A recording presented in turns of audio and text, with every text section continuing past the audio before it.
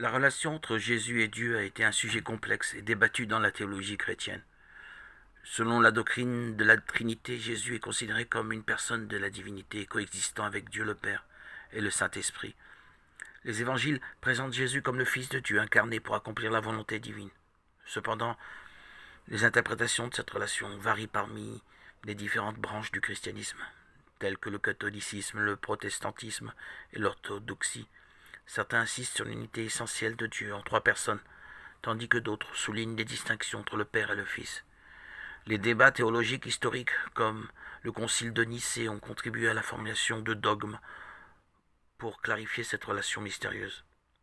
Les évangiles du Nouveau Testament présentent divers aspects de la nature de Jésus et plusieurs passages sont interprétés comme affirmant sa divinité. Par exemple, dans l'évangile selon Jean, Jésus déclare à plusieurs reprises son unité avec Dieu le Père.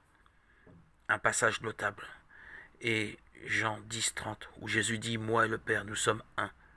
Cette déclaration est souvent comprise comme une affirmation de l'unité ontologique entre Jésus et Dieu. De plus, l'évangile selon Jean commence par l'affirmation qu'au commencement était la parole, et la parole était avec Dieu, et la parole était Dieu. Jean 1:1.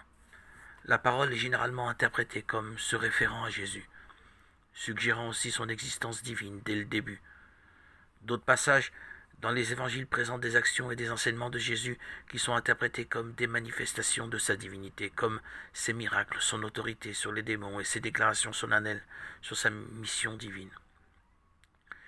Il est important de noter que l'interprétation de ces passages varie parmi les différentes traditions chrétiennes et des siècles de débats théologiques ont contribué à des compréhensions variées de la relation entre Jésus et Dieu.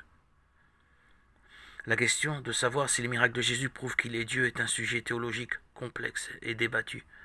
Dans la perspective chrétienne, les miracles de Jésus sont souvent interprétés comme des manifestations de sa nature divine et de l'autorité de Dieu opérant à travers lui.